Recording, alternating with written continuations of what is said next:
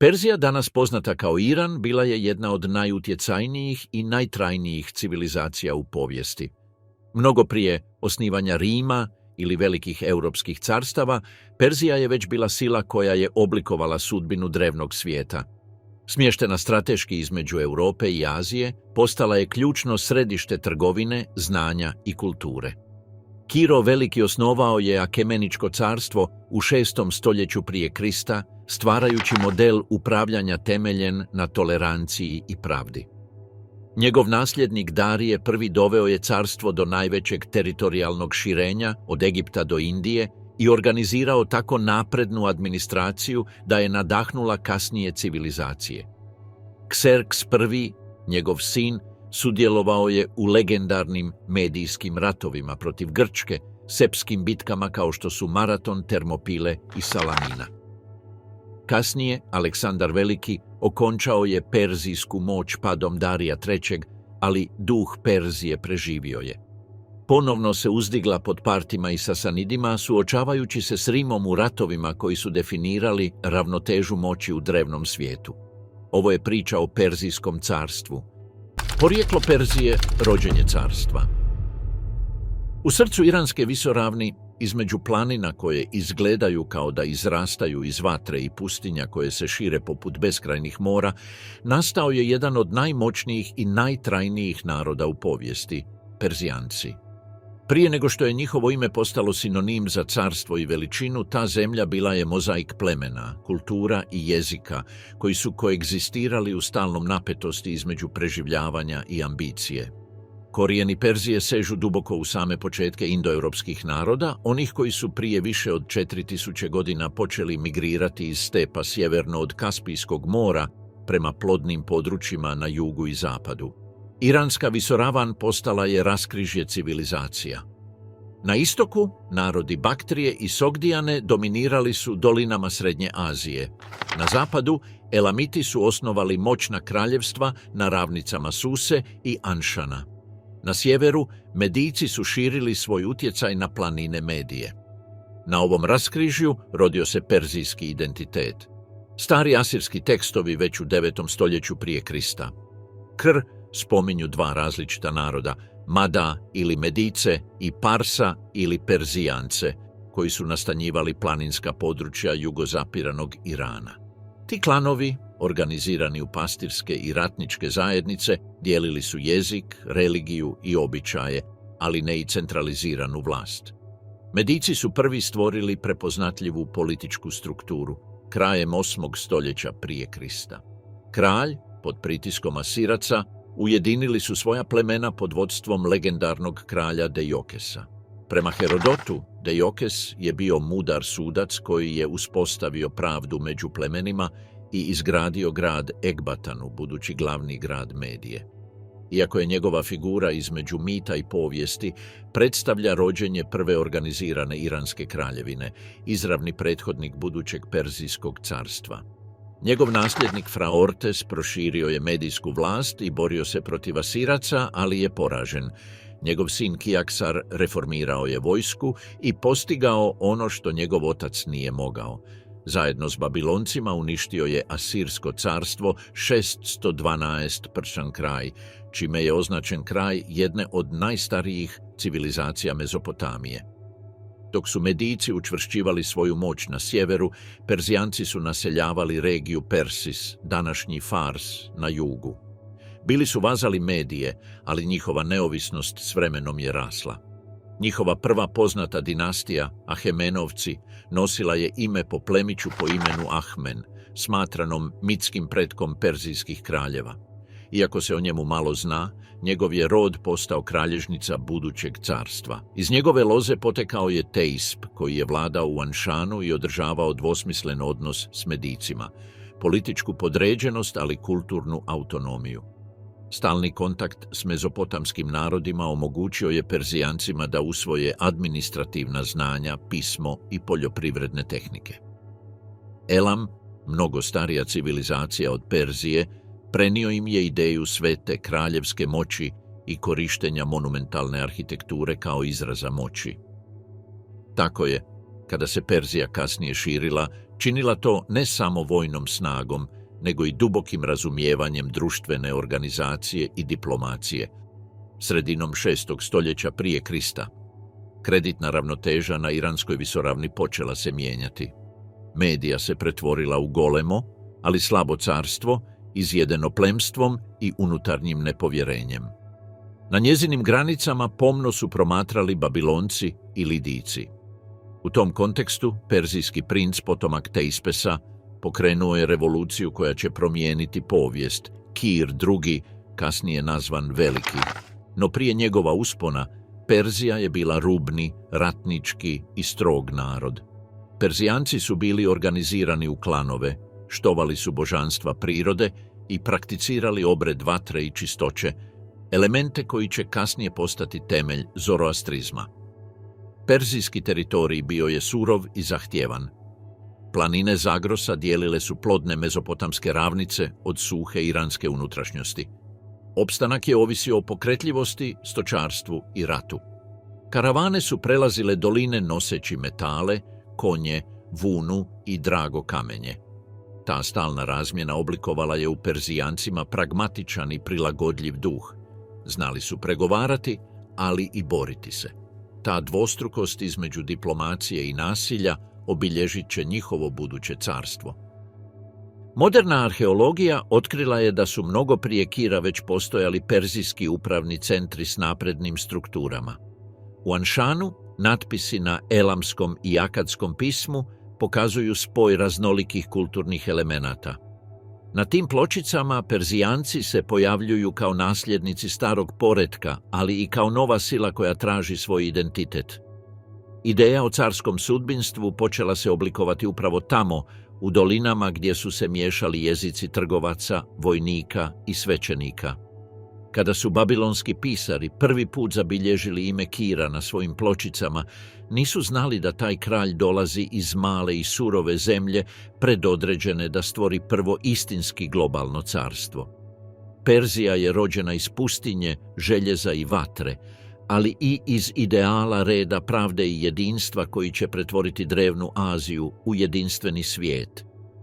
Tamo, između sjena metske prošlosti i sjaja nove moći, započinje perzijsko doba. Kiro Veliki, utemeljitelj carstva. Nijedno ime ne odjekuje u temeljima Perzije s tolikom snagom kao ime Kira II, kojeg su Grci poznavali kao Kiros Homegas, Kir Veliki. Njegova figura pojavljuje se u vremenu nesigurnosti i prijelaza, kada su Medijci vladali iranskom visoravni, ali je njihova moć počela slabiti. Perzijanci, do tada vazali, vidjeli su u mladom princu priliku za radikalnu promjenu. Kir nije samo ujedinio svoj narod, stvorio je prvo doista multikulturno carstvo u povijesti. Kir se rodio oko 600 godine prije Krista, kralj u Anšanu, sin Kambizesa I i potomak Teispesa, nasljednika Ahemenidske dinastije. Od malih nogu bio je odgajan u disciplini borbe, plemenskoj upravi i vjerskim tradicijama koje su štovale Ahura Mazdu, vrhovnog boga. Herodot pripovjeda legendarnu verziju njegovog porijekla. Medijski kralj Astijag, njegov djed po majčinoj strani, imao je san da će njegova kći roditi dijete koje će ga zbaciti s prijestolja. Bojeći se proročanstva, naredio je ubiti novorođenče, no dijete je spašeno i tajno odgajano od strane pastira, dok ga sudbina ponovno nije dovela pred njegovog djeda.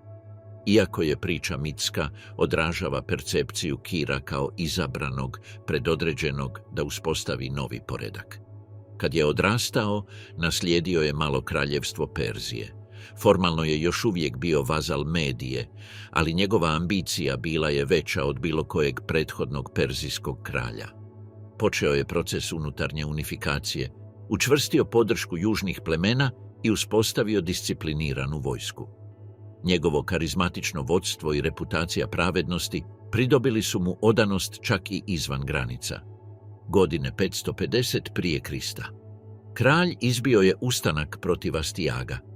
Medijske vojske marširale su prema jugu, ali i mnogi njihovi zapovjednici, umorni od starog kralja, dezertirali su i pridružili se Kiru. Presudna bitka dogodila se blizu Ekbatane. Astijag je poražen, zarobljen i oprošten. Taj čin označio je početak politike koja će obilježiti novo carstvo – milosrđe. Padom Medije Kir je prvi put ujedinio Medijce i Perzijance pod istim barjakom. Umjesto da uništi osvojeno kraljevstvo, integrirao ga je u svoju strukturu. Ekbatana je postala jedna od carskih prijestolnica, a mnogi medijski plemići zauzeli su visoke administrativne položaje. Strategija je bila jasna – održati kontinuitet vlasti i pridobiti volje, a ne ih uništavati. Od tog trenutka Perzijsko carstvo širilo se ne samo mačem, nego i diplomacijom i tolerancijom.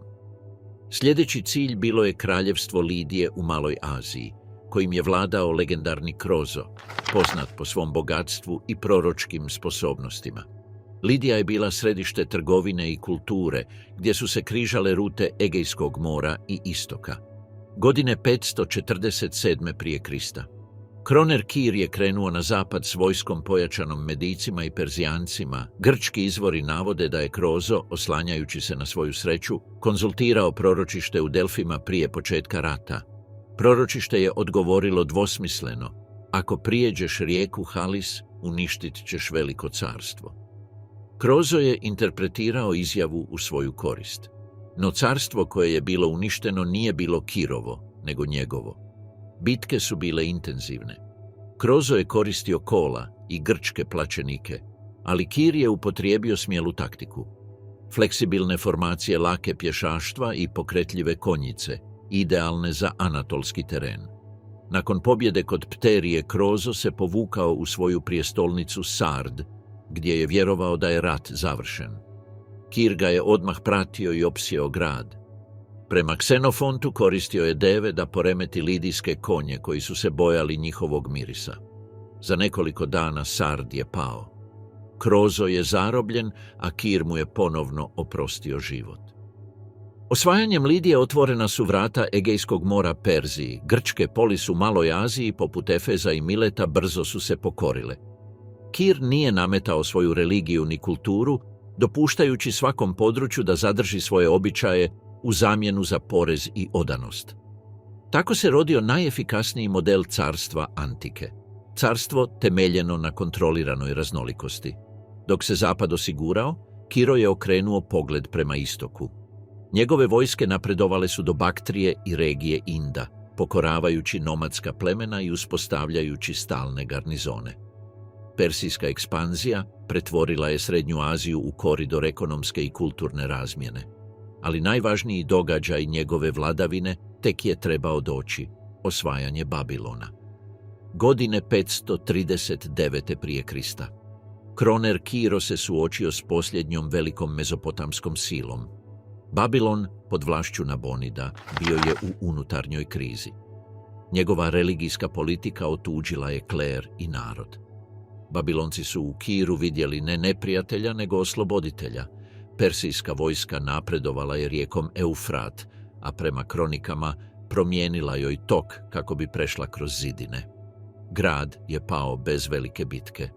Nabonid je zarobljen, a Kiro je trijumfalno ušao u Babilon uz ovacije. Iz tog događaja nastao je jedan od najznačajnijih dokumenata u povijesti, Kirov cilindar, natpis na akadskoj, koji mnogi smatraju prvom deklaracijom ljudskih prava. U njemu je kralj objavio da je omogućio izgnanim narodima povratak u njihove zemlje i obnovu njihovih hramova.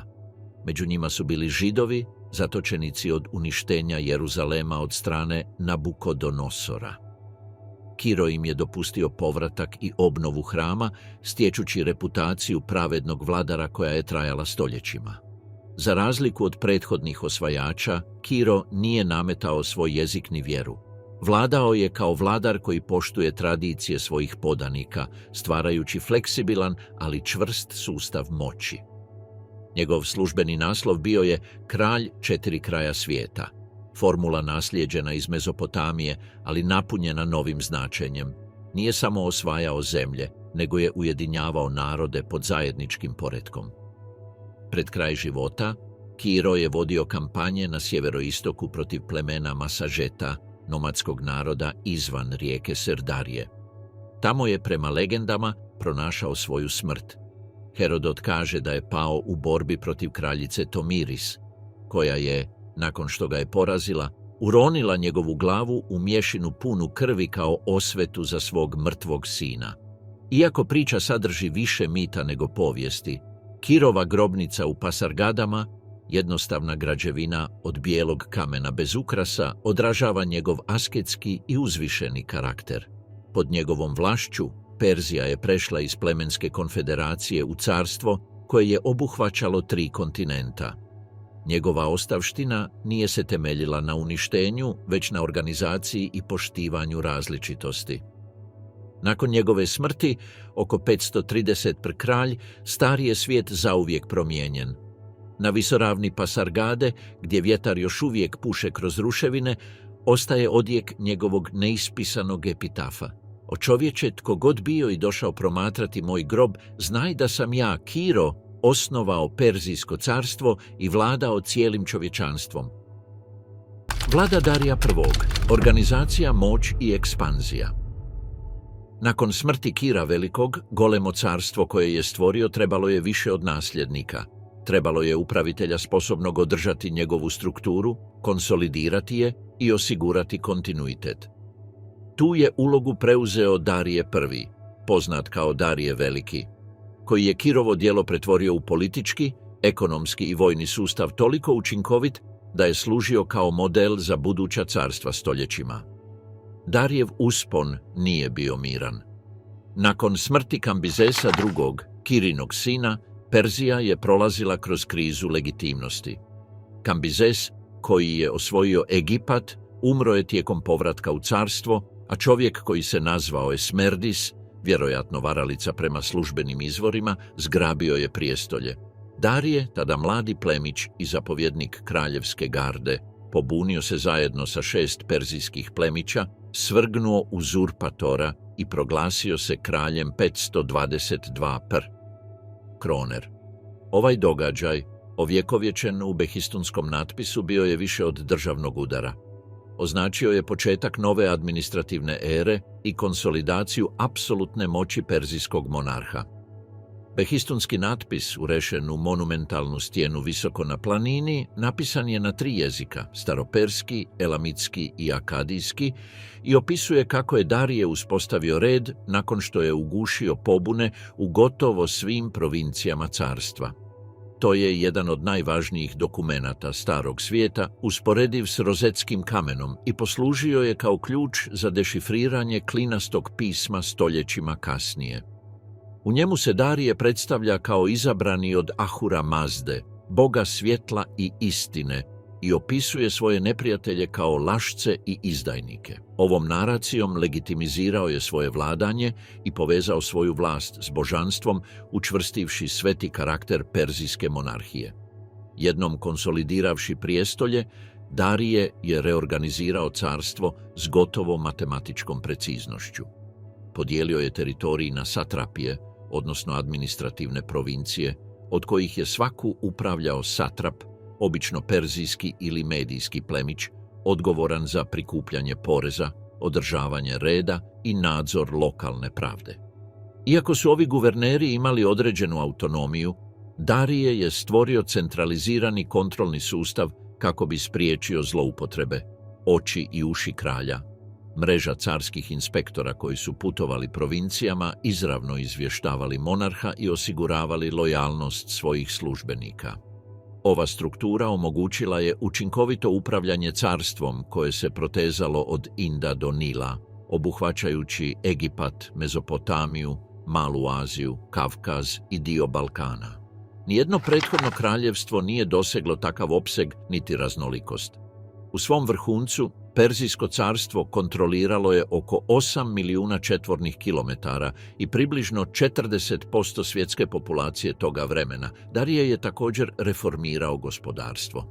Uveo je zajedničku valutu darik, zlatni novčić visoke čistoće, koji je postao simbol stabilnosti i prosperiteta. Zahvaljujući njemu, trgovina je cvjetala diljem teritorija. Uspostavio je jednake tarife, težine i mjere te razvio mrežu carskih cesta koje su povezivale glavne gradove. Najpoznatija je bila Kraljevska cesta, koja je povezivala Susu sa Sardima, više od 2500 km daleko.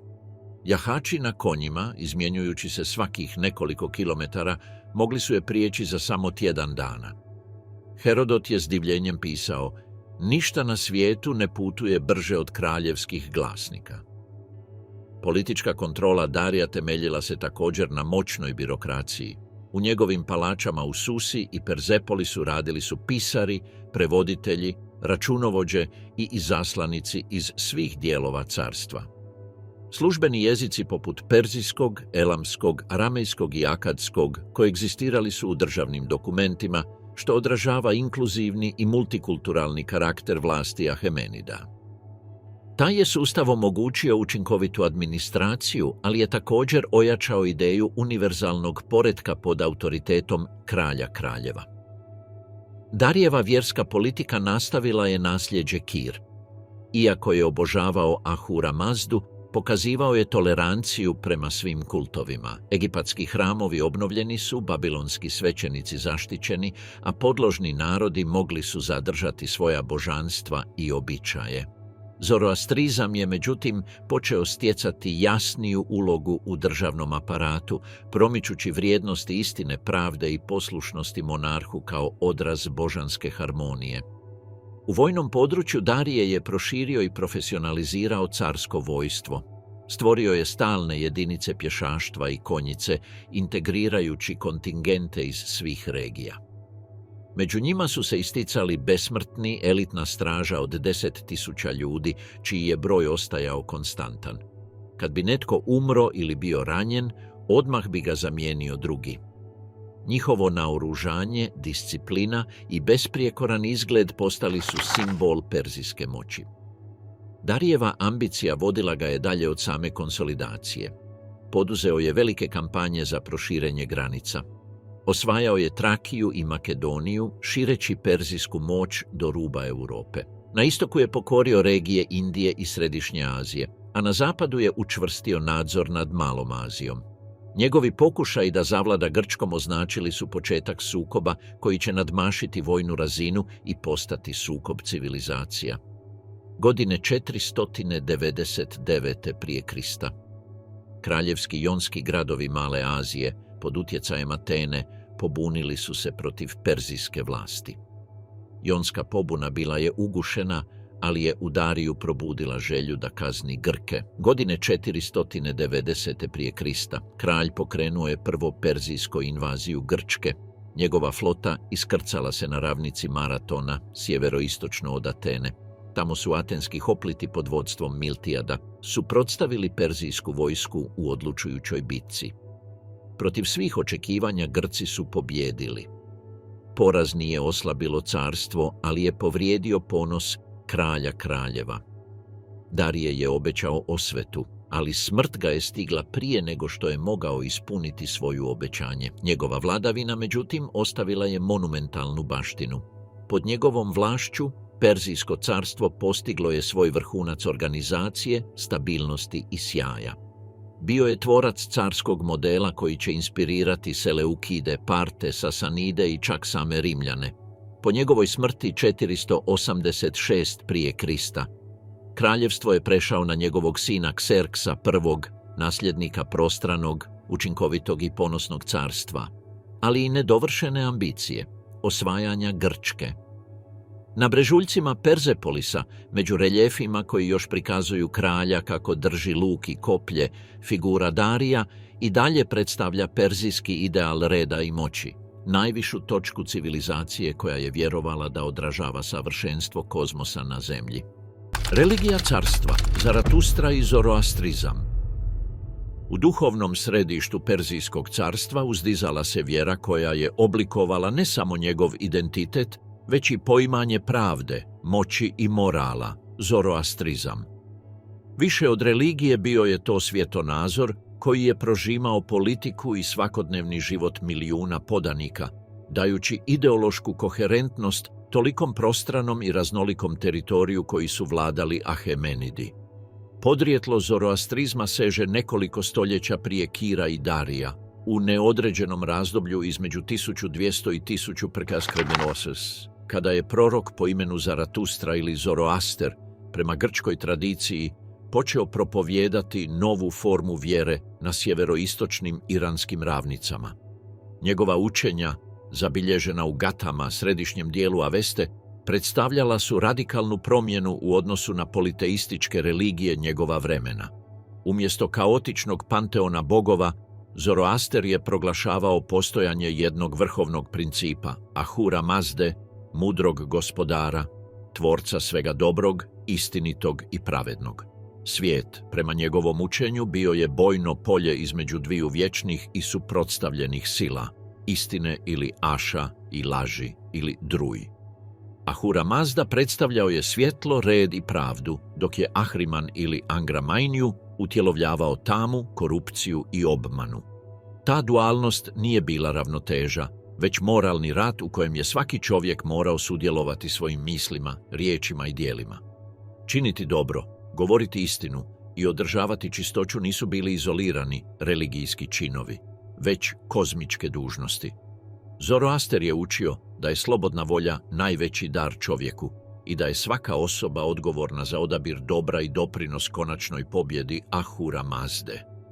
Ta ideja, svemir upravljan univerzalnim moralnim zakonima, postala je jedan od filozofskih stupova perzijskog mišljenja i kasnije duboko utjecala na judaizam, kršćanstvo i islam. Pojmovi posljednjeg suda, neba i pakla te Mesije spasioca imaju svoje korijene uvelike u drevnim zoroastrijskim vizijama. Tijekom vladavine Kira Velikog, zoroastrizam još nije bio formalno organizirana državna religija, ali njegov duh prožimao je političke odluke.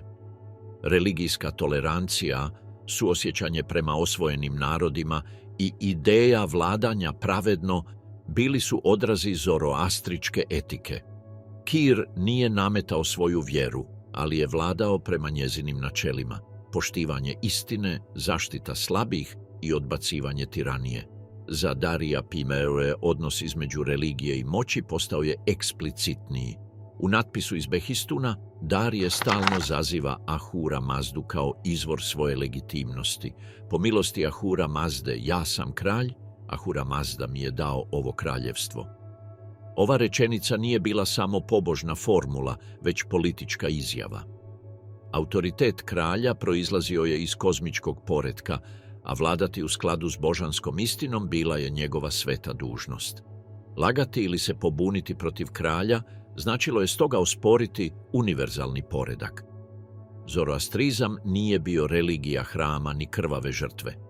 Njegovo duhovno središte bio je sveti plamen, simbol čistoće i božanske mudrosti. Zoroastrijski hramovi, zvani Ataš Kadeh, bili su mjesta gdje se plamen neprekidno održavao, a svećenici su molili na avestičkom jeziku i provodili rituale pročišćenja. Prirodni elementi, tjena vatra, voda, zemlja i zrak, smatrani su svetima, a njihovo onečišćenje bilo je ozbiljan prijestup.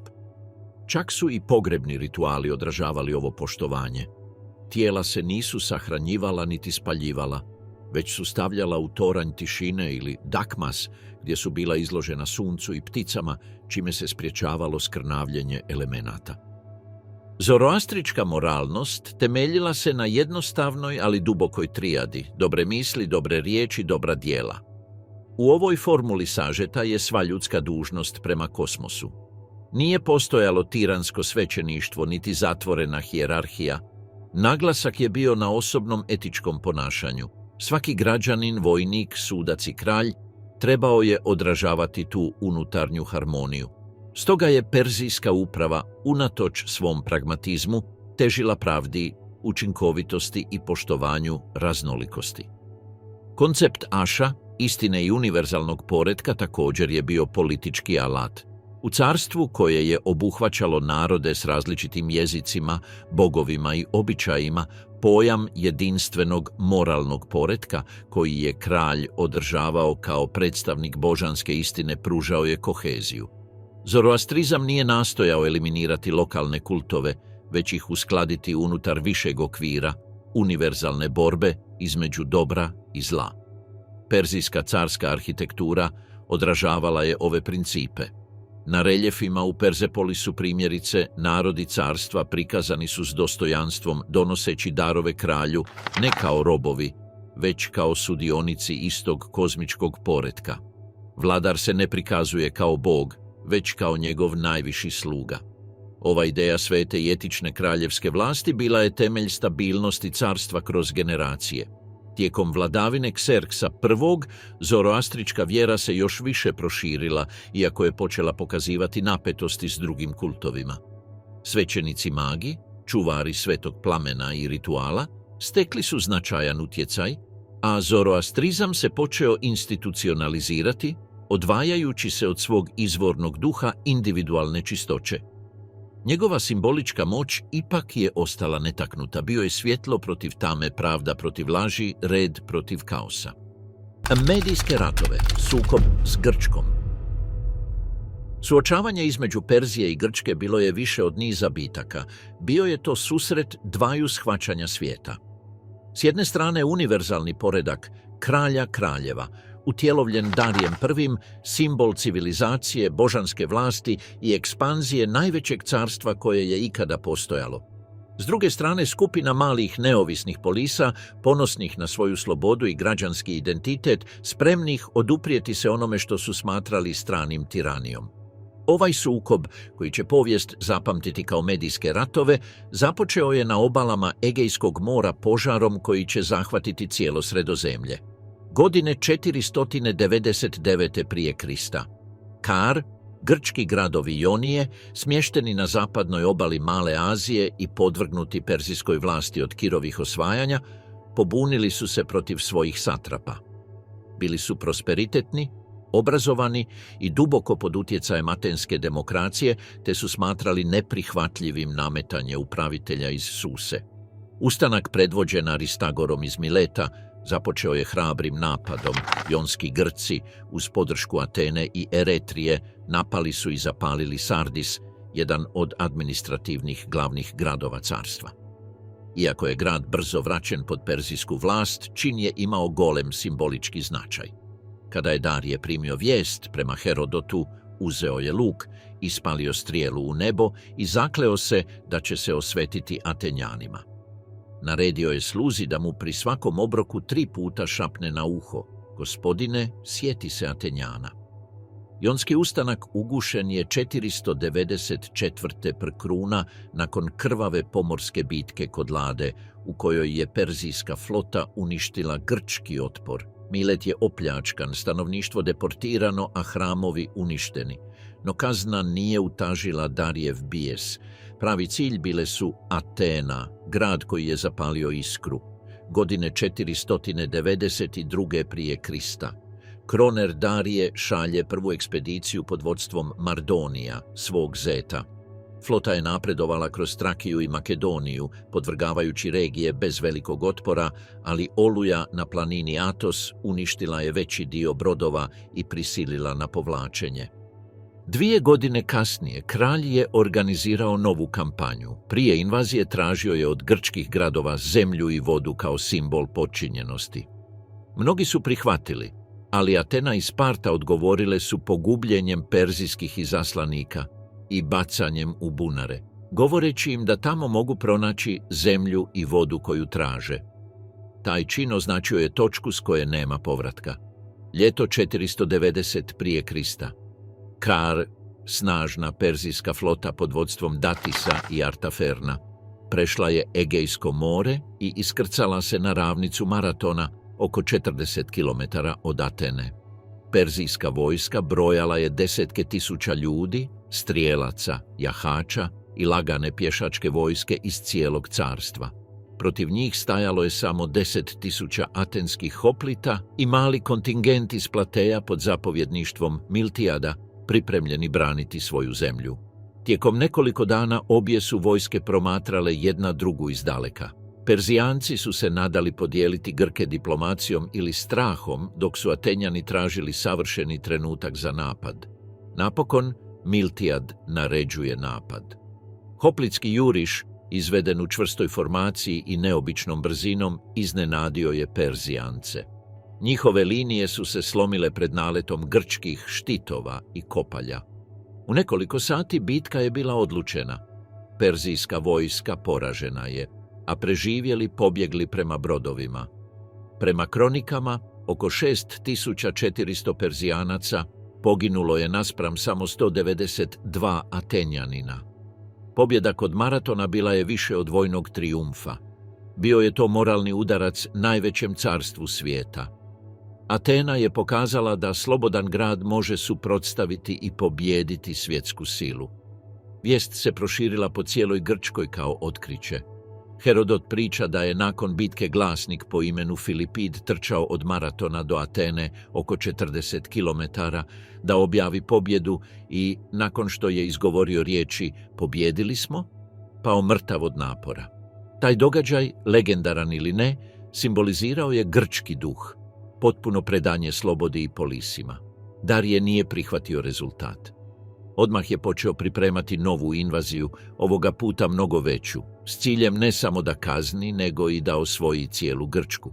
No prije nego što ju je mogao provesti, pobuna u Egiptu prisilila ga je da preusmjeri svoje snage. Monarh je umro 486. godine prije nove ere, ostavljajući zadatak nedovršenim svom sinu Kserksu I. Odjek Maratona, međutim, promijenio je percepciju starog svijeta. Na dvorovima carstva ime Atene počelo se izgovarati s poštovanjem i oprezom. U Grčkoj je pobjeda ojačala povjerenje u slobodu i moć građanina, ali također je posijala sigurnost: Perzija će se vratiti. A kad se vrati, učinit će to sa svojom bijesom, pod novim kraljem koji će se zakleti da će izbrisati Grčku s karte. Sukob kod Maratona nije završio rat, inaugurirao ga je. U dvoranama Susek Kserks je naslijedio prijestolje i nedovršeno obećanje svog oca. Kada je Darije I umro 486. godine prije nove ere, prijestolje Perzijskog carstva prešlo je na njegovog sina Kserksa I, monarha visokog temperamenta i ogromne vizije. Naslijedio je najveće i najbolje organizirano kraljevstvo na svijetu, ali i povrijeđen u očeve ponos nakon poraza kod Maratona. Od samog dolaska na vlast, Kserks je smislio ideju potpune osvete. Nije bilo dovoljno podrediti Atene, morao je izbrisati grčku drskost s lica zemlje. Slijedila je najveća vojna ekspedicija koju je antički svijet poznavao, demonstracija moći bez presedana, ali i početak pada perzijske moći. Godinama je Kserks pripremao invaziju. Naredio je okupljanje vojske iz cijelog carstva, Medijaca, Babilonaca, Egipćana, Feničana, Lidijaca, Saka, Baktrijaca, Indijaca i Perzijanaca. Procjenjuje se da je njegova vojska prelazila 500 000 ljudi, iako su Grci zadivljeni govorili o više od 2 milijuna. Njegova flota, sastavljena od više od 1000 brodova, bila je izgrađena od strane najboljih feničkih i jonskih brodograditelja. U Anatolijskim planinama putevi su prošireni kako bi omogućili prolazak tisućama kola, zaliha i teretnih životinja. Prvi sukob dogodio se u uskom prolazu Termopila, uskom kanjonu između planine i mora, koji su Grci odabrali kako bi zaustavili neprijatelja. Tamo, ljeti 480 prije nove ere, Leonida je marširao sa 300 Spartanaca i nekoliko tisuća saveznika, odlučnih oduprijeti se do kraja. Priča o toj bitki zauvijek je promijenila perspektivu vojne strategije i još danas se smatra jednim od najhrabrijih otpora koje je čovječanstvo ikada zabilježilo, a iako je ispričana 1000 puta, vrlo je zanimljivo doživjeti je iz perzijske perspektive. Iz prostranog dvora u Susi, gdje su zidovi blistali glaziranim pločicama, a pisari bilježili svjetske tribute, zapovjed Kserksa bila je jasna. Grčka se mora pokoriti, kao i drskost tih naroda koji su se usudili izazvati Darija, njegovog oca. Za Perzijance kampanja protiv Grčke nije bila rat osvajanja, već obnova poretka.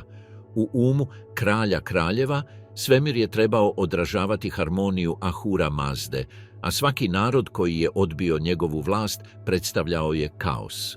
Kad je carska vojska krenula iz Sardesa prema sjeveru, ona nije bila samo vojna sila. Bila je manifestacija kozmosa. Deseci naroda marširali su pod zastavama lava i sunca. Medi, Elamiti, Egipćani, Indijci, Babilonci, Feničani, Skiti, Baktrici, Sogdici i Perzijanci. Raznolikost jezika miješala se s bukom oklopa. Perzijski kroničari opisali su taj marš kao božansku procesiju. Sam Kserks, odjeven u škrlatnu tuniku i sa zlatnom dijademom, promatrao je s zlatnog kola, okružen besmrtnima svojom osobnom stražom. Putovanje prema Europi bilo je inženjersko dostignuće. 2 pontonska mosta spajala su Aziju sa zapadnim kontinentom preko Helesponta, a novouređena cesta omogućavala je neometan napredak. Kad su prve trupe prešle u Trakiju, perzijski heraldici proglasili su da zemlja i more pripadaju kralju. To je bila perzijska vizija svijeta. Red je proizlazio iz dvora i svi narodi svijeta trebali su biti njegov dio. Grci su, s druge strane, smatrani neposlušnim narodima, malim kraljevstvima, bez discipline, nesposobnim razumjeti princip univerzalnog jedinstva. Njihova nezavisnost za Perzijance nije bila vrlina, već arogancija. Ipak, Kserks nije podcjenjivao njihovu vrijednost. Čuo je priče o maratonu i poznavao tvrdoglavost Atenjana. Zato je napredovao strpljivo, znajući da svaki osvojeni grad mora biti integriran, a ne uništen. Vojska je napredovala kroz Makedoniju i Tesaliju bez otpora. Gradovi su slali tribute i nudili opskrbu, ali u uskom prolazu Termopile između planine Eta i mora, kralj je primio vijest da se grupa Grka utvrdila kako bi mu spriječila prolaz. Nije ih bilo više od nekoliko tisuća predvođeni jednim Leonidom, kraljem Sparte. Medijski generali savjetovali su čekanje, zaobilaženje planina ili traženje druge rute. No Kserks, svjestan pogleda cijelog carstva, odlučio je dati lekciju sile. 4 dana slao je glasnike nudeći mir. Obećao im je bogatstvo i slavu ako napuste prolaz i pokore se. Leonid je odgovorio rečenicom koju su perzijski tumači dugo prevodili: dođi i uzmi. Ta drskost zabilježena je u carskim kronikama kao trenutak kada je kraljevo suosjećanje nestalo. 5. dana počeo je napad. Kserks je naredio napredovanje medijskih i kimerijskih trupa. Grci su se odupirali. Njihovi brončani štitovi i duga koplja stvorili su neprobojni zid. Perzijanci, naviknuti na borbe na otvorenom terenu, odbijani su iznova i iznova. S svog prijenosnog prijestolja, Kserks je s iznenađenjem promatrao disciplinu tih ljudi. Poslao je tada besmrtne 10.000 elitnih ratnika carstva, odjevene u laganu oklopnu opremu i noseći lukove i kratka koplja. Ali čak ni oni nisu uspjeli probiti formaciju. Uski prolaz poništavao je perzijsku brojčanu prednost. Grci su se borili rame uz rame, a svaki poginuli Perzijanac bio je zamijenjen drugim koji se jedva mogao kretati. Bitka je trajala 2 dana pod žarkim suncem. More je postalo crveno. Pisari koji su pratili vojsku bilježili su tvrdoglavost neprijatelja s mješavinom poštovanja i divljenja. U izvješću pronađenom stoljećima kasnije, anonimni pisar napisao je: malo su ih, ali se bore kao da njihova smrt ima smisla. Kserks je tada shvatio da snaga sama nije dovoljna. Perzijska mudrost uvijek je bila u ravnoteži. Pobijediti ne znači uništiti, već nadmašiti neprijatelja inteligencijom. Kada je lokalni seljak po imenu Efialt otkrio Perzijancima tajni put preko planina, kralj je prihvatio njegovu pomoć. Poslao je generala Hidarnesa s odredom besmrtnih da opkoli prolaz. To nije bila izdaja za Perzijance, već ispunjenje sudbine. Kaos se morao pobijediti redom. U zoru 3. dana Grci su shvatili da su opkoljeni. Kserks je naredio posljednji napad. Leonid, umjesto da se preda, poslao je većinu svojih trupa na sigurno i ostao sa svojih 300 Spartanaca, zajedno s Tespljanima i Tebancima. Završna bitka bila je brutalna. Perzijanci su ispustili kišu strijela toliko gustu da je, prema grčkim kronikama, zamračila sunce. Hopliti su se borili do posljednjeg čovjeka. Kada je položaj pao, Kserks je naredio da se Leonidovo tijelo pribavi i pokopa s počasti. Prema perzijskom običaju, hrabri neprijatelji zaslužuju poštovanje. Za Grke su Termopile bile herojski poraz, za Perzijance nužna, ali skupa pobjeda. Kserks je izgubio 1000 ljudi zbog prolaza koji je s vojničkog gledišta imao malu stratešku vrijednost. Ali iz carske perspektive ta bitka imala je dublje značenje. Pokazivala je da se čak i najprkosniji narodi mogu slomiti pred kraljevom voljom. Nakon pobjede, Kserks je naredio očistiti prolaz i podići humku za svoje mrtve. Grci su kažnjeni zbog svoje tvrdoglavosti, ali i poštovani zbog svoje hrabrosti. Zarobljenici su tretirani milosrdno, a tijela poginulih pokopana prema njihovim običajima. Kralj je znao da poruka mora biti jasna. Perzija ne samo da osvaja, već i civilizira. Vojska je napredovala prema jugu, a Atenu su napustili njezini stanovnici. Perzijanci su je spalili, ne iz okrutnosti, već kao simbolički čin. Grad koji je ponizio Darija morao je nestati s karte. S vrha goruće Akropole, Kserks je promatrao odsjaj vatre u moru i pomislio da je konačno red obnovljen. Ali vjetrovi Egejskog mora, nepredvidivi kao sama povijest, uskoro će se promijeniti. Poraz u Salamini, nekoliko mjeseci kasnije, učinio je tu žrtvu beskorisnom. Ipak, za Perzijance, sjećanje na Termopile nije bilo sjećanje na tuđi neuspjeh, već na gorku i poštovanu pobjedu u kojoj su razumjeli tvrdoglavost slobodnih naroda. U kasnijim natpisima kraljevi su spominjali taj događaj s ozbiljnošću. Gdje su se ljudi suprotstavili redu, vatra je pročistila zemlju, stajalo je na ploči iz Suse. Za Perziju Termopile nisu bile samo bitka, bile su potvrda njezine univerzalne misije, podsjetnik da čak i hrabrost neprijatelja može biti dio božanske ravnoteže. Kserksej je napredovao prema jugu. Atena je evakuirana, njezini stanovnici sklonište su našli na otoku Salamini. Ubrzo nakon toga perzijske trupe zauzele su grad i zapalile ga.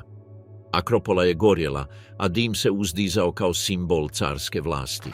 Ali Temistoklo, atenski strateg, pripremao je odgovor. Znao je da je jedina nada Grčke u moru. Lažnom porukom natjerao je Kserkseja da povjeruje kako Grci planiraju pobjeći sa Salamine i uvjerio ga da napadne što prije. Kralj je upao u zamku. U rujnu 480 prije Krista. Kraljevina perzijska flota ušla je u tjesnac između Salamine i Atike. Prostor je bio toliko uzak da njihove brodove nije bilo moguće manevrirati. Grčki triremovi, lakši i okretniji, napadali su ih u valovima, potapajući neprijateljske brodove jedan za drugim. Kserksej je promatrao bitku s brda, nemoćan, dok se njegova mornarička vojska raspadala pred njegovim očima. Poraz u Salamini bio je katastrofalan. Perzijska mornarica, kralježnica kampanje, uništena je. Bez pomorske potpore, golema kopnena vojska postala je neodrživa na neprijateljskom teritoriju. Kserksej, bojeći se kontranapada, odlučio se povući u Aziju, ostavivši Mardonija s okupacijskom snagom. Sljedeće godine, 479. prije Krista. Kraljevi, Grci su okupili svoje snage za završnu ofenzivu. Na ravnici Plateja, pod zapovjedništvom Sparčanina Pauzanija, helenska vojska porazila je Perzijance u odlučujućoj bitci. Gotovo istovremeno grčka flota uništila je posljednje ostatke perzijske mornarice u Mikaleu na obali Male Azije. S tim dvijema pobjedama Grčka nije samo protjerala osvajače, već je zaustavila širenje najvećeg carstva svijeta. Prvi put u povijesti Perzija je bila prisiljena prihvatiti granice. Mit apsolutne moći slomio se pred voljom slobodnih, podijeljenih, ali zajedničkim ciljem povezanih gradova. Posljedice medijskih ratova bile su duboke. U vojnom smislu Perzija je zadržala svoju veličinu, ali izgubila aureolu nepobjedivosti. Njezin utjecaj u Egeju smanjen je, a mnogi jonski gradovi iskoristili su priliku za jačanje svoje autonomije. S druge strane, Grčka je izišla transformirana. Atena, junakinja maratona i pobjednica u Salamini, postala je vođa helenskog svijeta i osnovala Delijsku ligu, sustav saveza koji joj je donio moć i bogatstvo. Za Perziju, ratovi s Grčkom označili su prekretnicu. Iako je Kserksej i dalje vladao golemim i moćnim teritorijem, njegova moralna vlast bila je narušena. Sljedeće godine obilježene su spletkarstvima, pobunama i unutarnjim slabljenjem. San o širenju na zapad zauvijek je nestao. Svakodnevni život u Perzijskom carstvu. Ispod površine velikih osvajanja, izvan kraljeva, vojski i hramova vatre, postojalo je drugo Perzijsko carstvo, carstvo svakodnevnog života. Živahni i složeni svijet koji se proteza od pijesaka Nila do planina Hindukuša, nastanjen desecima naroda, jezika i tradicija, ujedinjen pod vlašću kralja kraljeva. Snaga Perzije nije ležala samo u vojsci ili administraciji, već u zapanjujućoj sposobnosti integriranja tako različitih kultura bez brisanja njihovog identiteta. Za razliku od drugih drevnih carstava, Perzija nije nametala svoj način života. Svaka regija zadržavala je svoju religiju, zakone i običaje, sve dok je plaćala porez i ostajala odana monarhu. Ta tolerancija nije bila altruizam, već strategija. Na tako prostranom teritoriju homogenost je bila nemoguća. Stabilnost je ovisila o suradnji i poštivanju lokalnih tradicija. Tako su Babilonci i dalje štovali Marduka. Egipćani su se klanjali Amonu, a Židovi su obnavljali svoj hram u Jeruzalemu. Na istoj carskoj dvorištu mogli su koegzistirati zoroastrijski svećenici, babilonski astronomi, grčki mudraci i fenički obrtnici. Carstvo je bilo strukturirano oko satrapija, provincija koje su kombinirale administrativnu autonomiju s centralnom kontrolom. U svakoj od njih satrap, tjojčanan guverner imenovan od strane kralja, stanovao je u lokalnom glavnom gradu okružen službenicima, sucima, poreznim naplatiteljima i pisarima. Birokracija je bila opsežna i učinkovita. U arhivima Perzepolisa pronađene su tisuće pločica pisanih elamitskim i akadskim jezikom, gdje su zabilježene uplate žitarica i vina, putna dopuštenja i radne naknade. Ništa nije izmaklo oku države. Administrativni jezik carstva bio je aramejski, lingua franca, koja je olakšavala komunikaciju među toliko različitim regijama. Međutim, staropersijski jezik ostao je ceremonijalni jezik rezerviran za kraljevske natpise i najvažnije dekrete. Pisarima je pripadala ključna uloga ne samo kao zapisivačima poreza, već i kao jamcima pravnog poretka. Ekonomski život carstva bio je splet trgovačkih puteva koji su povezivali krajnje dijelove poznatog svijeta. Karavane pune egipatskog zlata, indijskog začina, lapislazulija iz Baktrije i nubijske slonovače prolazile su carskim cestama. Fenički su portovi trgovali s Mediteranom, dok su istočni putevi povezivali civilizacije Srednje Azije. Kraljevski put, koji je povezivao Susu sa Sardom, bio je arterija carstva. Glasnici, trgovci i vojnici putovali su dan i noć, osiguravajući neprekidan protok informacija i proizvoda. Zlatnici, poznati kao darejci, uvedeni od Darija I, olakšali su trgovinu i standardizirali razmjenu. Na tržištima u Babilonu, Susiji i Perzepolisu govorilo se desecima jezika, a proizvodi su pokazivali raznolikost carstva. Lidijske tkanine, baktrijske nakit, egipatski parfemi, mezopotamska pšenica i konji iz Nise. To je bila minijaturna globalna ekonomija, podržana stabilnošću koju je mogao jamčiti samo snažan centralni vlast. Persijski gradovi kombinirali su monumentalnost i pragmatizam. U Susi, administrativnom glavnom gradu, palače su bile ukrašene polikromiranim reljefima i šarenim glaziranim ciglama. U Perzepolisu, ceremonijalnom glavnom gradu, ulice su se otvarale prema stepenicama okruženim krilatim bikovima i golemim stupovima koji su podupirali cedrovine drvene krovove. Većina stanovnika živjela je u poljoprivrednim selima ili malim gradovima okruženim poljima ječma, vinogradima i voćnjacima. Poljoprivreda, temelj carskog bogatstva, ovisila je o naprednom sustavu navodnjavanja. Persijanci su gradili kanate, podzemne kanale koji su dovodili vodu iz planina u sušna područja. Ovi radovi, neki i danas u upotrebi, omogućili su obradu zemljišta koje je prije bilo pusto. Persijsko društvo bilo je hijerarhijski organizirano, ali s određenom razinom mobilnosti. Na vrhu je bio kralj, smatran odrazom kozmičkog poretka. Oko njega su plemstvo i visoki službenici, mnogi porijeklom iz Medije, kontrolirali administraciju. Ispod njih bili su vojnici, seljaci, obrtnici i trgovci. Robovi su postojali, ali njihov položaj bio je drugačiji nego u drugim civilizacijama. Mogli su posjedovati imovinu, ženiti se i čak dobiti slobodu. Vojska je bila temeljna institucija. Iako je vojna služba bila obvezna za Persijance i Medijce, vojnici su dolazili iz svih regija. Bili su tu skitski kopljanici, egipatski strijelci, baktrijski jahači i fenički mornari. Svaka skupina doprinosila je svojim specijalnostima, odražavajući raznolikost carstva. U pohodima persijska logistika bila je zapanjujuća. Opskrbni kolni, pokretne kuhinje i liječnici pratili su vojske, osiguravajući njihov opstanak na dugim marševima. U privatnom životu zoroastrizam je prožimao svakodnevnu moralnost. Kuće su bile jednostavne, okrenute prema suncu i građene od blata ili kamena, ovisno o regiji. U plemičkim domovima vatra je zauzimala središnje mjesto, simbol čistoće i života.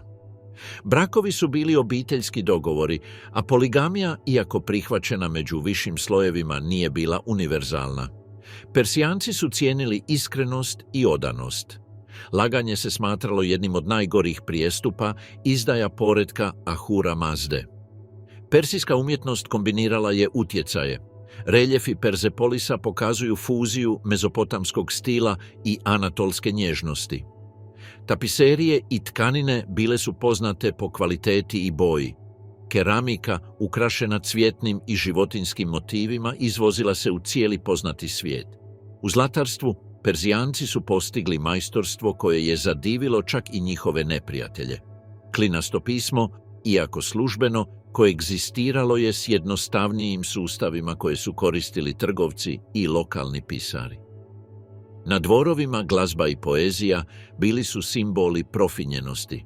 Glazbenici su pratili ceremonije, dok su pjesnici pjevali o herojskim dijelima kraljeva i vrijednostima carstva. Pretpostavlja se da su postojale usmene priče o Kiru i Dariju koje su inspirirale kasnije tradicije. Svakodnevni život u Perzijskom carstvu bio je sinteza reda i raznolikosti. Seljak u dolini Tigrisa, fenički trgovac u Sidonu ili svećenik vatre u Ekbatani mogli su živjeti pod istim monarhom, poštovati iste zakone i osjećati se dijelom istog svijeta. To je bila prava persijska genijalnost. Graditi jedinstvo bez uništavanja raznolikosti. Dok su na zapadu Grci slavili svoju pobjedu, na istoku su milijuni ljudi živjeli pod persijskim mirom, Pax Achaemenis. Bilo je to carstvo gdje su putevi bili sigurni, transakcije poštene i hramovi poštovani. Gdje je vatra i dalje gorjela, simbol civilizacije koja je više učila organizirati svijet nego osvajati. Perzepolis, srce perzijske slave. U središtu iranskog visoravni, između surovih planina i sunčevom svjetlu izloženih ravnica, još i danas se uzdiže ukamenjeni san jednog carstva, Perzepolis. Više od grada, bio je to manifest moći, umjetnosti i jedinstva. Tamo, na monumentalnoj terasi podignutoj na stijeni, ahemenidski kraljevi slavili su vladavinu nad narodima, slavu Ahura Mazde i vječnost perzijskog poretka. Osnivanje Perzepolisa pripisuje se Dariju I oko 518. prije Krista. Kroner nije nastao kao politička ili vojna prijestolnica, već kao ceremonijalno središte namijenjeno utjelovljenju ideje carstva. Susa je bila administrativno središte, Ekbatana ljetna rezidencija, a Babilon trgovački grad. No Perzepolis je trebao biti simbolično srce. mjesto gdje će kralj kraljeva primati prinos svih naroda i gdje će bogovi biti počašćeni pod sjajem svetog ognja. Mjesto je odabrano s preciznošću. Smješten na uzdignutoj visoravni podno planine Kuhe Rahmat, planine milosrđa, pružalo je dominantan pogled na dolinu rijeke Pulvar. Darije je naredio izravnati prirodnu stijenu i izgraditi umjetnu platformu duljine više od 450 metara i širine 300 metara podržanu ciklopskim zidovima. Na njoj su se uzdizali palače, stubišta i stupovi koji i danas zadivljuju posjetitelja. Lokalni vapnenac, poliran do sjaja, davao je skupu izgled svjetlog mramora koji je reflektirao sunce pustinje. Ulaz na terasu vodio je monumentalnim stubištem s 2 simetrična kraka, dovoljno širokim da i jahačka procesija može nesmetano usponiti. Svaki je korak bio nizak i širok, zamišljen da dostojanstvenici i veleposlanici mogu usponiti s dostojanstvom. Na vrhu se nalazila vrata naroda po naredbi Kserksa I uz kolose okriljenih bikova s ljudskim glavama, lamasu, simbol moći i zaštite. U svom natpisu Kserks je izjavio da su svi narodi svijeta dobrodošli pod uvjetom da poštuju zakone kralja. Iza toga se otvarala Apadana, velika tronska dvorana Darija, podržana 72 stupa visokih više od 20 metara. Svaki je bio okrunjen dvostrukim kapitelom u obliku bika, lava ili grifa, životinja koje su predstavljale snagu, budnost i kozmičku harmoniju. Zidovi su bili ukrašeni reljefima gotovo matematičke preciznosti, procesije naroda koji donose darove vladaru. Svaka figura bila je detaljno izrađena. Lidici su nosili zlatne čaše, Egipćani slonovaču i fina platna, Indijci konje i dragocjene kamenje, Babilonci uklesane posude, med i oružje i svečane odore. Nisu bili robovi niti zarobljenici. Svi su koračali u miru s dostojanstvom i poštovanjem, odražavajući perzijski ideal carstva temeljenog na suradnji, a ne poniženju. Darijeva palača ili tašara, smještena blizu Apadane, bila je intimnija i građena od crnog kamena s reljefima koji prikazuju kralja na audijencijama, boreći se s mitskim zvijerima ili primajući blagoslov od Ahura Mazde.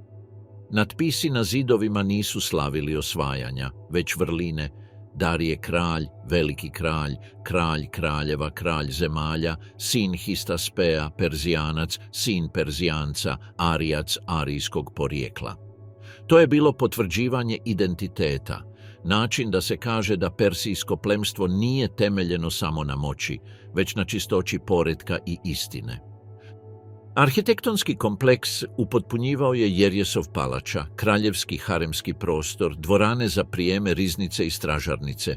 Sve je bilo dizajnirano prema geometrijskom planu koji je kombinirao monumentalnost i spokoj.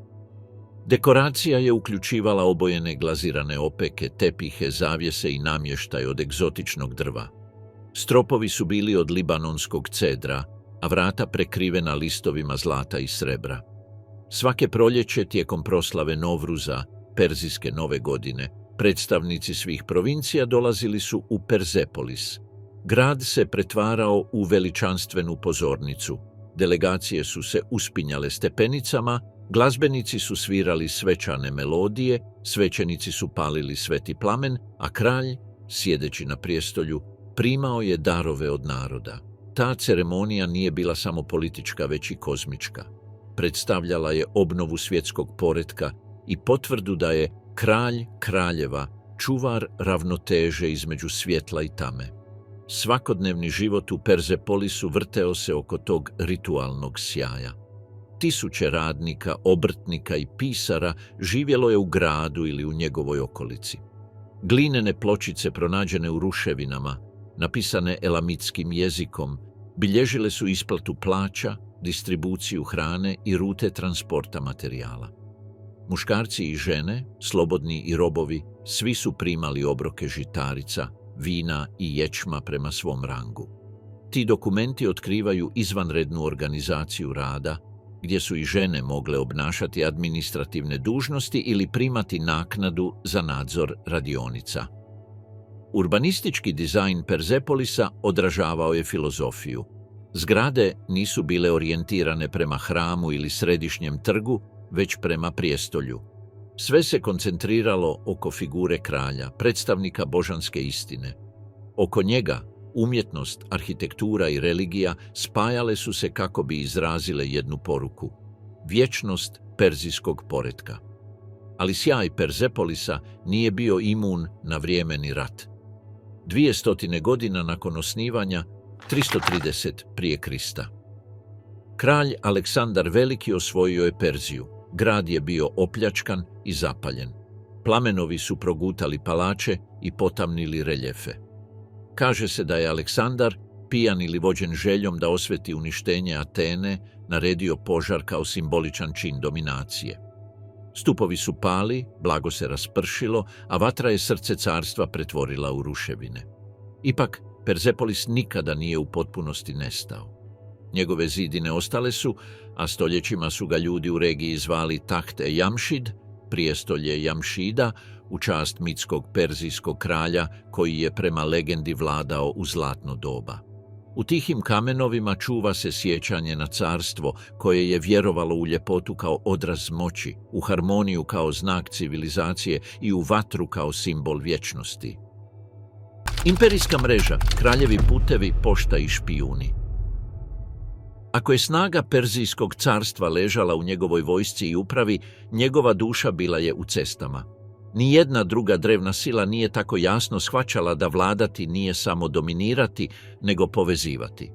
Od Kavkaza do egipatskih pjesaka, od Inda do Egejskog mora, mreža carskih cesta ispreplitala je srce carstva poput golemog živčanog sustava. Tim su cestama putovali vojnici, danak, glasnici, mudrost i tajne. Zahvaljujući njima, Darije I mogao je provesti svoju volju u roku od nekoliko dana, iako se njegovo carstvo protezalo na 1000 kilometara. Kičma te mreže bila je Perzijska kraljevska cesta. Izgrađena i proširena za Darijeve vladavine oko 500 prije Krista. Kraljica protezala se više od 2500 kilometara od Suse, administrativnog središta carstva, do Sardesa na obali Egejskog mora. Duž rute svaki dio bio je označen odmaralištima, postajama, skladištima i garnizonima. Kraljevski glasnici na odabranim konjima i mijenjajući se svakih određenih udaljenosti, mogli su je prijeći za samo tjedan dana, logističko dostignuće izvanredno za antiku. Herodot je to sažeo u slavnoj rečenici, da ništa u svijetu ne putuje brže od kraljevih glasnika. Carski komunikacijski sustav temeljio se na 3 načelima: brzina, sigurnost i nadzor. Službene poruke napisane na glinenim pločicama ili zapečaćenim pergamentima prenosila je posebna klasa glasnika zvanih angareion. Ti su ljudi imali imunitet i autoritet diljem teritorija. Mogli su zaplijeniti konje, hranu ili smještaj gdje je bilo potrebno. Svaka stanica imala je štale, bunare i stražare, sve održavano od strane države.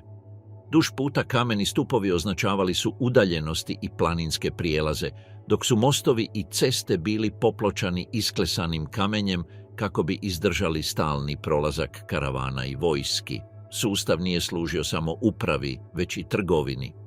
Zahvaljujući carskim cestama, roba iz Indije i Srednje Azije stizala je u gradove Mediterana, dok su grčke i feničke manufakture putovale prema istoku. Na tržištima u Susi i Babilonu moglo se pronaći drvo iz Libanona, afrički slonovaču, egipatske parfeme i orijentalni svilu. Trgovačke su rute čuvale garnizoni koji su održavali sigurnost i prikupljali pravedne poreze, što je potaknulo dotad neviđeni prosperitet. Međutim, izvan trgovine i administracije, ceste su služile i ključnom političkom cilju – informacijama. U tako prostranom carstvu pobune, zavjere i intrige bile su stalna prijetnja. Da bi im predvidjeli, perzijski kraljevi razvili su neviđenu obavještajnu mrežu. Grci su je nazvali kraljeve oči i uši. Bili su to inspektori, tajni agenti i posebni izaslanici koji su putovali carstvom neprimjetno, procjenjivali lojalnost satrapa, nadzirali lokalnu upravu i izvještavali izravno monarha. Nitko nije izbjegao njihov nadzor. Ti su agenti imali ovlasti pregledavati palače, prosuđivati pritužbe i smjenjivati korumpirane službenike. Zahvaljujući njima, Darije i njegovi nasljednici održavali su kontrolu nad teritorijem prevelikim za centraliziranu upravu. Njihovo samo postojanje stvaralo je atmosferu discipline i poslušnosti. Nijedan satrap nije se mogao osjećati potpuno sigurno u svojoj moći. Špijunaža nije bila ograničena samo na unutrašnjost carstva. Na granicama su perzijski izaslanici prodirali u susjedna kraljevstva kako bi prikupljali političke i vojne informacije. Perzijanci su znali više o svojim neprijateljima nego što su oni znali o njima. U vrijeme medijskih ratova sam Darije slao je izviđače u Grčku kako bi proučili njezine obale, luke i resurse. Stoljećima kasnije taj isti obavještajni sustav imitirali su Rimljani, a kasnije islamska carstva. Briga o cestama bila je državna stvar. Svake godine inspektori su provjeravali njihovo stanje i organizirali popravke. U planinskim područjima perzijski inženjeri gradili su tunele, viseće mostove i prolaze isklesane u stijeni. U pustinjskim područjima iskopavali su bunare i kanate kako bi osigurali opskrbu vodom. Putnici su mogli putovati velike udaljenosti s relativnom udobnošću, što je bilo neviđeno u antici. Sigurnost ruta poticala je kulturnu razmjenu. Kad bi u Egiptu izbio ustanak ili u Trakiji invazija, glasnici bi mogli obavijestiti Susu u roku od nekoliko dana, a vojska bi već kretala prije nego što bi se neprijatelji mogli ponovno okupiti. Brzina perzijske reakcije bila je jedan od ključeva njihova uspjeha u održavanju tako velikog carstva 2 stoljeća. Ceste, međutim, nisu bile samo inženjering. Bile su vidljivi simbol carske jedinstvenosti. U kraljevskim natpisima Darije je tvrdio da je izgradio kraljevske ceste, kako bi svi narodi svijeta mogli putovati pod zaštitom Ahura Mazde. U njegovoj viziji politički poredak bio je odraz kozmičkog poretka. Ceste su bile vene tijela svijeta, a on je bilo njegovo srce. Unutarnji propad, korupcija i pobune. Više od stoljeća perzijsko carstvo činilo se neunistivim. Od dana Kira do pobjeda Darija i Kserksa njegove su se granice prostirale poput plasta nad poznatim svijetom. Ipak, isti poredak koji ga je učinio moćnim polako je počeo postajati nepodnosljiv teret. Carski aparat, nekad simbol učinkovitosti i harmonije, postao je rigidan, korumpiran i spor. U sjeni velikih satrapija sjaj se raspadao, a odjek starih pobjeda gašio se među spletkama, pobunama i propadanjem. Proces propadanja započeo je nakon poraza u Grčkoj. Iako se Kserks vratio sa svojom netaknutom vojskom, aura perzijske nepobjedivosti nestala je. Ogromno bogatstvo stečeno tijekom osvajanja počelo se topiti u luksusu dvora i birokracije. U Susi i Persepolisu palas su blistale više nego ikad, ali njihovi temelji bili su krhki. Zabave i ceremonije su se množile, a nakit i gozbe zamijenili su duh disciplin prvih kraljeva. Zoroastrizam, koji je carstvu davao moralni smisao i ravnotezu, sveden je na niz prazni rituala.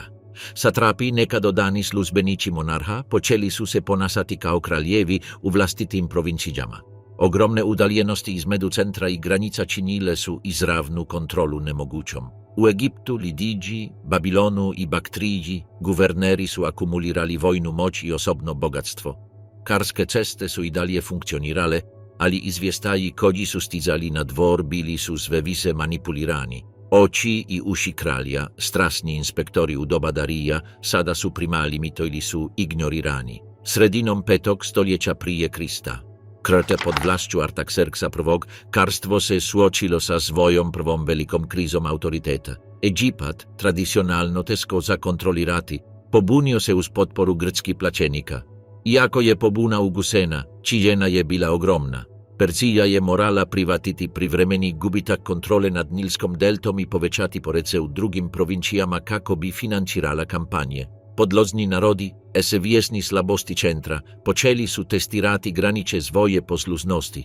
Istovremeno korupcija je prodirala u najviše slojeve vlasti. Administrativna mjesta su se kupovala, a prikupljanje poreza pretvorilo se u sustav iznude. Seljaci su prisiljavani plaćati nesrazmjerne poreze, dok su plemići bogatili. Glinene pločiće pronadene u Babilonu pokazuju propadanje sustava distribucije hrane i veći manjak u ruralnim područjima.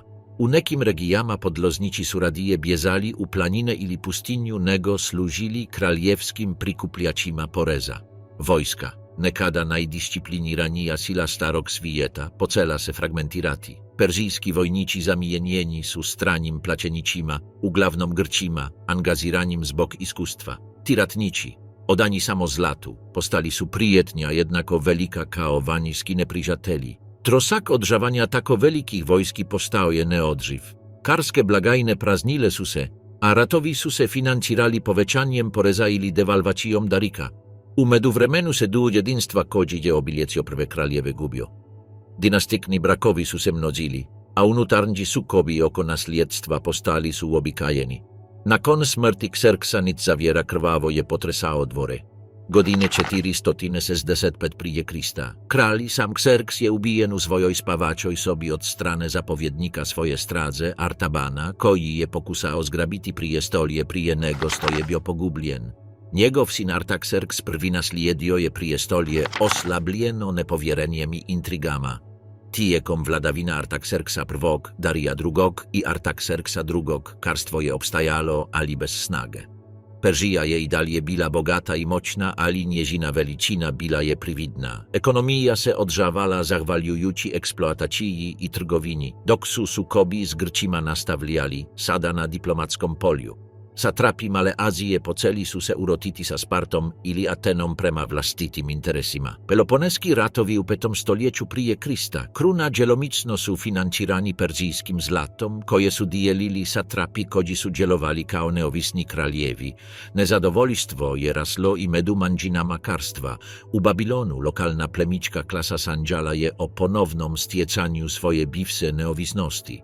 U Egiptu svećenici su se opirali perzijskoj kontroli. Na sjeveru skitska plemena prijetila su granikama. Svaka pobuna zahtijevala je wojsku, a svaka wojska kostala je više zlata nego što je karstwo moglo prikupiti.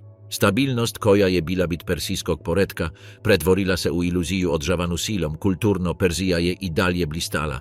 Umjetnost, knjizevnost i arhitektura dostigli su iznimne rafiniranosti, ali ta velikanstvenost također je bila znak propadanja. Kraljevi su gradili hramove i palace više iz raskosi nego iz vjere. Šaj Persepolisa kontrastirao je s siromaštvom sela i biđedom udaljenih regija. Isto karstwo koje je ujedinilo sviđet pod idejom pravde sada se temeljilo na nejednakosti. Krajem 4. stoljeća prije Krista, kryte tijekom vladavin Darija III, karstwo je zadržalo svoju veličinu, ali ne i koheziju. Karskie ceste ostale su otvorene, ali karawane su putowale oprezno. Satrapije su i dalje slale poreze, ali z kasnieniem. Poruke su stizale sporije, a izwiestaji postajali nesigurni. Administrativni stroj je funkcionirao, ali bez duse. Perzija se pretworila u sienu same sebe. Na zapadnim granicama ticho se pojawiła nowa sila, Makedonija. Pod vodstvom mladog kralja Aleksandra grecki sviđet ponowno je počeo gledati prema istoku ne se strahom, nego s ambicijom. U palačama su se savjetnici su upozoravali na opasnost, ali karstwo više niđe imalo energiju da odgovori. Iste ceste kodzima su dariće i Kserks slali poruke i wojske uskoro će priđeći novi osvađać. Kad su prve widziesti o njegovom napredovanju stigle z granika, malo tko je vjerovao da tako veliko kraljevstvo može pasti. Ali korupcija, pobune i arogancija odradile su svoj posao ticho. Perzija je još uvijek izgledala snazno, ali njezina veličina bila je prazna. A na putovima koji su nekada povezivali zviđet, glas o promjeni već se priblizavao. Inwazja Aleksandra Velikog, kraj Achemenickog karstwa. Godin 334 prije Krista, kralj mladi, tek 22 godine star, presao je Helespont s wojskom od 30.000 ljudi i ambicijom koja će promijeniti povijest. Njegovo ime bilo je Aleksandar Makedonski. To je prijelas označio početak kampanje koja će okończati najveće karstwo starog svijeta, Achemenicko. Perzija ostariela korodirana korupcijom i podijeliena ambicijama swoich satrapa. Słocila se posljednji put es izazovom zapada. Perzijski prijestolje tada je zauzimao Darije III, kowiek kodzi je naslijediokarstwo, a ne moć. Iako hrabar, nije imao politicki genij kira ni organizacijski talent Darija i satrapije su djelowale samostalno. Wojske su wodili plemici wise zainteresirani za svoj presticnego zapobjedu, a granice su se odżawale wise inercijom nego uvjerenjem. U tom scenariju dosao je Aleksandar s odlucnością da ozweti inwację Kserksa i ostvari veći san, ujediniti istok i zapad pod jednim zapowiednictwom. Prvi sukop dogodio se na ravnici rijeke Granikos u Maloj Aziji. Lokalni satrapi okupili su brojnu silu kako bi zaustavili osvajaca, oslanjajući se na brojcanu nadmoć i tradiciju swodzich perzijskich jahaca. Aleksandar, predvodeći svoju konjiku, presao je rijeku pod vatrom neprijateljskih strijelaka i probio perzijske linije smjelim manewrom. Pobjeda je bila brzа i razorna. Sardes, drewni glavni grad Lidije, pao je bez odpora, a Grki gradowi Male Azije oslobodili su se percijske kontrole. Godine 333 priđe Krista. Kroner Darije III odlučio je osobno se suočiti s Makedoncima. Okupio je ogromnu wojsku, ojacanu ratnim kolicima i grckim plaćenicima i rasporedio je na ravnicama kod Issa, na jugu Anadolije. Bitka je bila kaos prasine i krwi. Darije, pozicioniran u sredistu, oczekiwao je da će slomiti Aleksandra golom silom. Mladi general napao je izravno mjesto gdje se kralj nalazio. Usred borbe, perzijske linije popustile.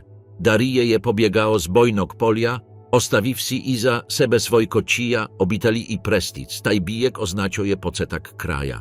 Fenicki gradowi, liseni, karske podpore predawali su se jedan za drugim. Samo Tiro je odolijewało 7 mieseci prije nego stoje unisten. Egipat, umoran od perzijske wladawine, prihvatio je Aleksandra kao osloboditelja. U Memfisu je okrunjen za faraona i proglasen sinom Amonara.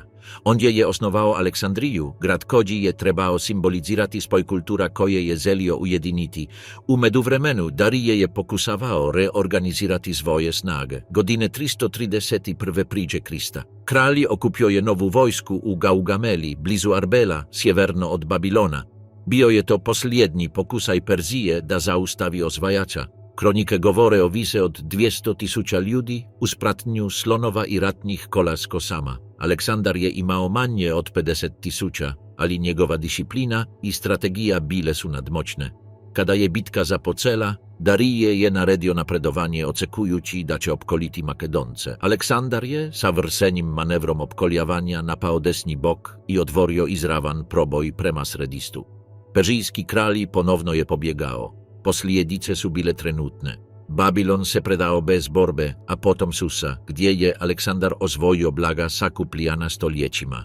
U Persepolisu, ceremonijalnom glavnom gradu karstva, dočekan je kao osvajak. Tiđekom gozbe, prema kronikama, grcka kurtizana potaknula ga je da osveti unistenje Atene od strane Kserksa. Aleksandar, pijan i uzbuden, naredio je spaliti grad. Plamenowi su unistili Darijeve palas i reliefe pokorenih naroda. Te noći izgorjeli su i simboli perzijske slejv. Darije III pobiegao je na istok, progone ga makedonski generali. Pokusao je prikupiti snage u Baktriji i Sogdjani, ali ga je izdao jedan od njegovih satrapa, Besos, koji ga je zarobio i dao ubiti. Kada je Aleksandar pronasao njegovo tiđelo, prekrio ga je vlastitim plastem i naredio kraljevski pogreb. Tim je gestom želio pokazati da se predstavlja ne kao osvađač, već kao legitimni naslijednik perzijskih kraljeva. Pad Ahemenidskog carstwa bio je bra, ali ne slučajan. Temeljci su već bili truli. Birokracija, nekada model učinkovitosti, pretvorila se u mrežu intriga. Satrapije su postale mala autonomna kraljevstva, karske ceste su se pretvorile u suhe arterije. Persija je izgubila svoju dušu mnogo prije nego što je izgubila svoj teritorij. Aleksandar nije unistio karstvo u njegovoj punini. Jednostavno je srušio iskrpljenog diva. Ipak, njegovo osvajanje nije bio kraj perzijske civilizacije, već njezina transformacija. Perzijski administratori nastavili su swoje funkcije pod nową właścią. Obicaji, zakoni i tradycje preziwieli su i stopili se z helenistiką kulturą. Aleksandar je uzvojio perzijsko odjevanje i obicaje, ozenio svoje generale iranskim zenama i osnovao gradove koji su nosili gradska imena, ali orientalna serka. Tijekom svoje kratke vladavine, mladi Makedonak prenio je perzijsko naslijede sve do granica Indije, replicirajući njezine strukture i univerzalistiku wiziju. Cestekarstwa i dalje su koristili trgovci i wojnici, a perzijski i aramejski jezik nastavili su dominirati upravom istočnog svijeta. Jak i nakon njegove smrti, Aleksandrowi nasljednici, poznati kao Seleukowci, wladali su iz starih perzijskich gradova, kuwajući velik dio achemenidskog aparata. Tako je završilo doba perzijskich kraljeva. Sveta vatra i dalje je gorjela u hramovima zoroastrizma, ali prijestolje Achemenida nestalo je. U krnjenim rusevinama Persepola stupovi koji su nekad podupirali, a padanu uzdizali su se poput sablasti prema nebu. Tamo, među kamenim fragmentima i tisinom stoljeća, odjek Kira Velikog činilo se da još uvijek sapuće, osnovao sam karstvo Perzijanaka i vladao cijelim kovjekanstvom. Ali više niže bilo Perzijanaca koji bi vladali svijetom, niti kraljeva koji bi razgovarali s bogovima. Samo sjećanie na cywilizaciju koja je 200 godina ujedinjavala narode, jezike i wierowania pod istim suncem. Svijet koji je Aleksandar naslijedio od Perzije bio je drugačiji, ali nikada nov. Jer jako je carstvo palo pred macem, njegov du prezivio je u svakom gradu, na svakoj cesti i u svakoj idei reda koju je kowiek od tada zamislio.